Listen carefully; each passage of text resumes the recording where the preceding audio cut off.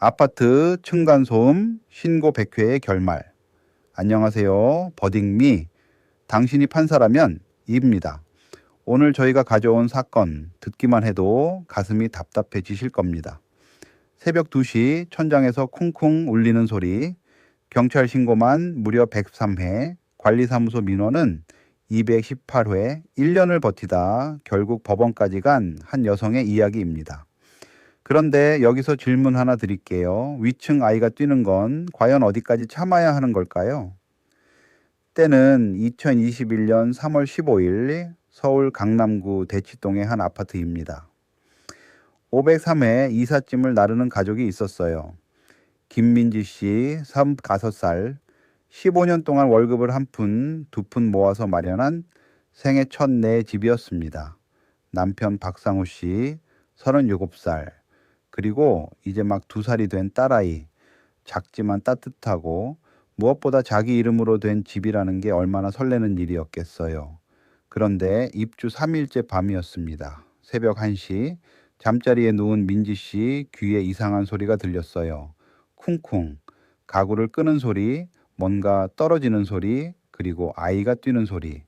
민지 씨는 그날 밤 오늘만 그러겠지 하고 눈을 감았습니다. 하지만 다음 날도 그 다음 날도 새벽 2시, 3시까지 소리는 멈추지 않았어요. 일주일 뒤 민지 씨는 용기를 내서 위층 6035 초인종을 눌렀습니다. 문을 연 건 최정희 씨, 42살이었어요. 민지 씨가 조심스럽게 말을 꺼냈습니다. 죄송한데요. 밤에 소음이 좀 심해서요. 그러자 정희 씨의 대답은 짧고 단호했어요. 애가 둘이에요. 아이들이 뛰는 건 어쩔 수 없잖아요. 그리고 문은 닫혔습니다. 그때부터 민지 씨는 기록을 시작했어요. 소음이 들릴 때마다 스마트폰 앱으로 데시벨을 쟀습니다. 밤 11시 이후에도 60데시벨을 훌쩍 넘었어요. 여러분, 60데시벨이 어느 정도냐고요? 보통 두 사람이 마주 앉아 나누는 대화 소리가 약 50데시벨이에요. 그보다 더 큰 소리가 잠자야 하는 한밤중에 천장에서 쏟아지고 있었던 겁니다. 민지 씨는 관리사무소에 민원을 넣었어요. 한 번, 두 번, 10번. 하지만 달라지는 건 아무것도 없었습니다. 6개월이 지나자 그녀의 몸이 먼저 무너졌어요. 불면증으로 수면제를 먹기 시작했고 심장이 두근거리고 손이 떨렸습니다. 병원에서 받은 진단명은 적응장애였어요. 쉽게 말하면 지속적인 스트레스 환경에 몸이 더 이상 적응하지 못하게 된 상태입니다. 남편 상우 씨도 회사에서 졸다가 상사에게 주의를 받았고 2살 배기 딸도 밤마다 잠을 설쳐 보챘습니다. 가족 전체가 흔들리고 있었어요. 2021년 10월부터는 경찰 신고를 시작했습니다. 10회, 30회, 50회. 경찰이 올 때마다 정희 씨의 대답은 한결같았어요. 애들이 뛰는데 어떡하라고요? 저희도 힘들어요.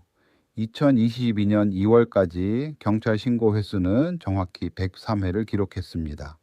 한국환경공단에 층간소음 측정도 신청했어요. 공식 측정 결과 야간 최고 70심 법적 기준인 야간 60데시벨을 훨씬 초과하는 수치였습니다. 그 측정 보고서를 들고 다시 위층 문을 두드렸지만 정희 씨는 측정 방법이 잘못됐다며 끝끝내 인정하지 않았어요.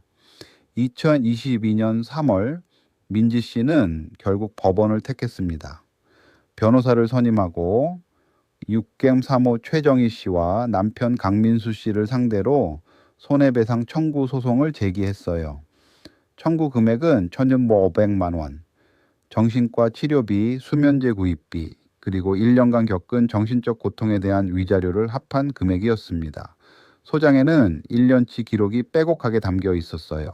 그런데 법원 첫 변론 기일에서 예상치 못한 일이 벌어졌습니다. 피고 측 변호사가 이렇게 주장했거든요. 원고가 과민하게 반응한 것이다. 오히려 원고가 위층에 보복성 소음을 냈다는 증언이 있다.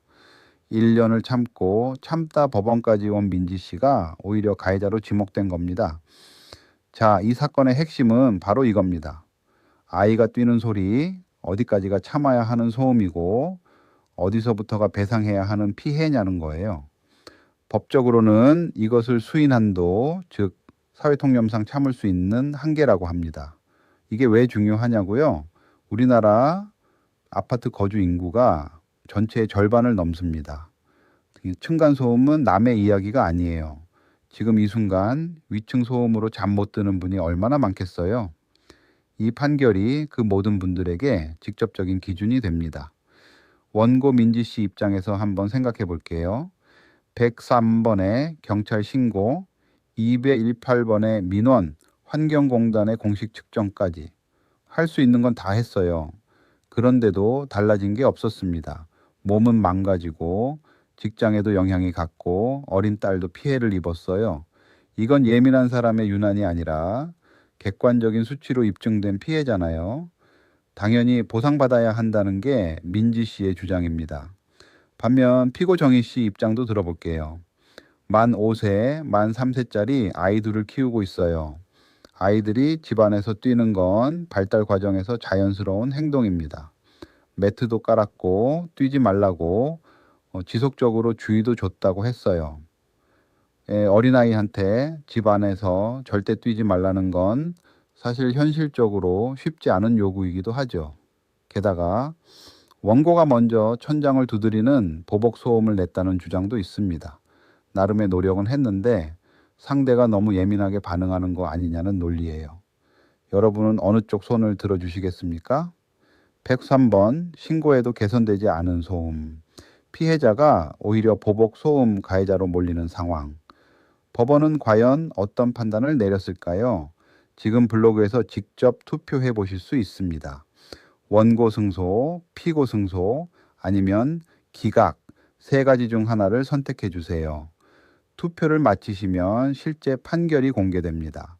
여러분의 판단과 실제 판사의 판단, 과연 얼마나 일치할까요? 지금 바로 참여해 보세요. 판결 공개까지 딱 한 번만 더 집중해 주세요. 자, 드디어 실제 판사는 어떤 결정을 내렸을까요? 재판부는 원고 일부 승소 판결을 내렸습니다. 피고는 원고에게 300만 원을 지급하라는 판결이었어요. 청구액 1,500만 원에 비하면 낮다고 느끼실 수도 있어요. 하지만 판결의 내용을 들여다보면 굉장히 중요한 기준들이 담겨 있습니다. 먼저 재판부는 환경공단 측정 결과 야간 73데시벨이라는 수치를 명확한 증거로 인정했어요. 법적 기준인 야간 60데시벨을 초과하는 객관적 사실이라는 거죠. 그리고 아동의 생활 소음에 대해 아주 중요한 기준을 제시했습니다. 미취학 아동이 집에서 뛰고 노는 건 자연스럽고 이웃은 일정 부분 참아야 한다. 그러나 이건 낮 시간대 얘기고 밤 11시 이후 특히 새벽 시간대 소음은 부모가 반드시 관리해야 할 의무가 있다는 겁니다. 시간대에 따라 참아야 하는 기준 자체가 달라진다는 거예요. 피고가 매트를 깔고 주의를 줬다는 건 일부 인정했지만 1년 넘게 새벽 1시에서 3시 사이 소음이 계속됐다는 사실은 부모로서의 관리 의무를 충분히 이행했다고 보기 어렵다고 판단했습니다. 원고가 천장을 두드린 행위는요, 3회에 불과했고 참다 못한 항해 표시로서 정당한 권리 행사 범위 내라고 봤습니다. 재판부는 피해자가 항의하는 행위를 가해자가 문제 삼는 건 본말이 전도된 주장이라고 딱 잘라 말했어요. 이 사건이 우리에게 주는 교훈은 명확합니다. 첫째, 기록하세요. 소음이 발생할 때마다 날짜, 시간, 데시벨을 꼼꼼히 기록해 두는 게 나중에 결정적인 증거가 됩니다. 스마트폰 소음 측정 앱 하나면 충분해요. 둘째, 공식 측정을 활용하세요. 한국환경공단의 층간소음 이웃사이 센터에 측정을 신청하면 무료로 공식 측정을 받을 수 있습니다. 이 측정 결과가 법정에서 강력한 증거가 된다는 걸 이번 사건이 보여줬어요. 셋째, 낮과 밤을 구분하세요. 낮에 아이 뛰는 소리는 어느 정도 서로 참아야 하는 게 현실입니다. 하지만 밤 11시 이후 특히 심야 시간대는 법적으로도 다르게 판단됩니다. 위층이든 아래층이든 이 기준을 알아두시면 반드시 도움이